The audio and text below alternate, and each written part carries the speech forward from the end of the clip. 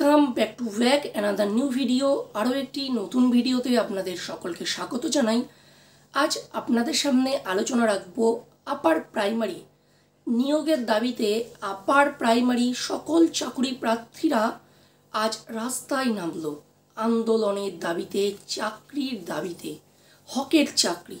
এই সকল বিষয় আপনাদের সামনে আপ টু ডেট আলোচনা রাখব। আপনারা ভিডিওটি প্রথম থেকে শেষ পর্যন্ত ধৈর্য সহকারে দেখবেন ও আমাদের চ্যানেলটিতে যারা প্রথমবার ভিজিট করেছেন যারা চ্যানেলটি অতি অবশ্যই সাবস্ক্রাইব করবেন ও আমাদের সকল video time to time update পেতে পাশে থাকা বেল আইকনটি প্রেস করবেন। চলুন ভিডিওটি শুরু করা যাক। দেখুন, আজকে ভিডিও তৈরি করছি, এই ভিডিওটি 2014 সালের আপার প্রাইমারির খবর। 2014 সালে এসএসসি একটি নোটিফিকেশান জারি করে, আপার প্রাইমারি রিক্রুটমেন্ট নোটিফিকেশান। সেই মাফিক ফর্ম ফিল আপ জারি হয়।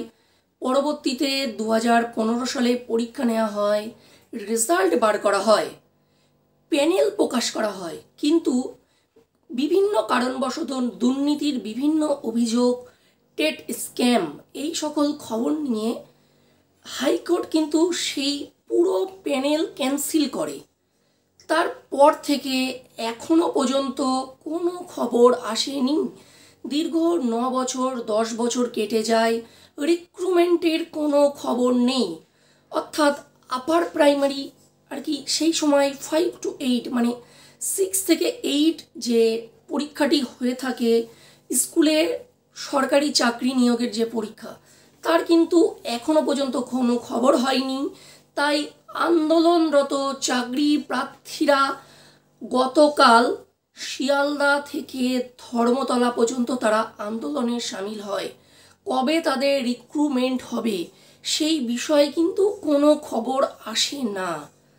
দেখুন, অনেক চাকরি প্রার্থীদের উদ্দেশ্যেই আমি বলতে চাই, অনেকেরই চাকরির বয়স চলে যাচ্ছে, বয়স পার হয়ে যাচ্ছে চাকরির বয়স, তারা আর কবে চাকরি পাবে সেই বিষয় কিন্তু সংবাদ মাধ্যমে তুলে ধরা হয়, সেটিও আমাদের চ্যানেলে আলোচনা রাখা হচ্ছে। পরবর্তীতে কবে আবার পরীক্ষা হবে বা তার রিক্রুটমেন্ট কবে হবে, চাকরি তো যারা চাইছে তারা তো এমনি এমনি চাইছে না, তারা তাদের হকের চাকরি, তারা তাদের ন্যায্য প্রাপ্য চাকরি চাইছে। তাহলে তাদের কি হবে, তাদের সাথে কি হলো, কেমন আচরণ করা হলো, কেমন ব্যবহার করা হলো, সেটা আপনারা সকলেই টিভির পর্দায় দেখেছেন। আজকের ভিডিওর মূল বিষয় হলো, থাম্বনেল থেকে আপনারা এটা বুঝতে পেরেছেন যে তাহলে আন্দোলনরত চাকরি প্রার্থীদের ভবিষ্যৎ কি।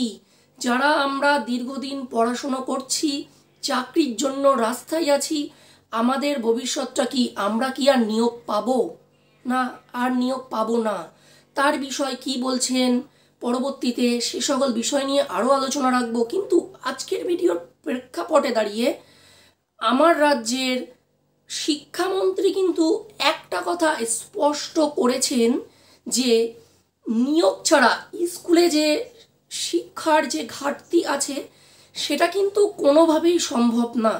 সুতরাং আমি আপনাদের একটু হলেও আশা রাখবো বা আশা দেওয়ার চেষ্টা করব যে আপনারা আশাহত হবেন না। হয়তো আপনাদেরও নিয়োগ হবে, নিয়োগে নেওয়া হবে, কারণ আগামী আগস্ট মাসে কিন্তু এসএসসির একটি গুরুত্বপূর্ণ আপডেট আসতে চলেছে।